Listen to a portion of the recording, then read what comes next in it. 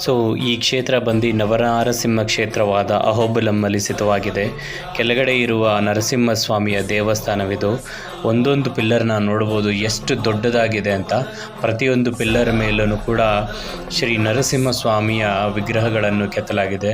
ಆ ಸೈಜು, ಆ ಗಾತ್ರನ ನೋಡ್ಬೋದು ಎಷ್ಟೆಷ್ಟು ದೊಡ್ಡದಾಗಿದೆ ಅಂತ. ಅಹೋಬಲಂ ಕ್ಷೇತ್ರದಲ್ಲಿರುವ ಈ ದೇವಸ್ಥಾನ ಕಂಬದಿಂದ ಆಚೆ ಬಂದಿರುವ ನರಸಿಂಹಸ್ವಾಮಿಯನ್ನು ನೋಡುತ್ತಿರ್ಬೋದು. ಮತ್ತು ಇಲ್ಲಿ ಅವನು ಕಶಿಪುನ ಹಿಂದೆಯಿಂದ ಹಿಡಿದಿರೋ ನರಸಿಂಹಸ್ವಾಮಿನ ನೋಡಿದ್ರಲ್ವ. ಮುಂದಿನ ಇದರಲ್ಲಿ ಆ ಹಿರಣ್ಯಕಶಿಪುನ ತನ್ನ ತೊಡೆಯ ಮೇಲೆ ಹಾಕ್ಕೊಂಡು ಅವನ ಕರಳುಗಳನ್ನು ಆಚೆ ಬಗಿತಾ ಇರೋದನ್ನು ನೋಡ್ಬೋದು. ನರಸಿಂಹಸ್ವಾಮಿ ಒಂದೊಂದು ಕಂಬದ ಮೇಲೂ ಒಂದೊಂದು ವೈಶಿಷ್ಟ್ಯವಾಗಿ ಕೆತ್ತಲಾಗಿದೆ. ಇಲ್ಲಿ ನರಸಿಂಹಸ್ವಾಮಿಯು ತನ್ನ ಮರಡದಿಯಾದ ಲಕ್ಷ್ಮಿಯನ್ನು ಕೂರಿಸ್ಕೊಂಡಿರೋದು.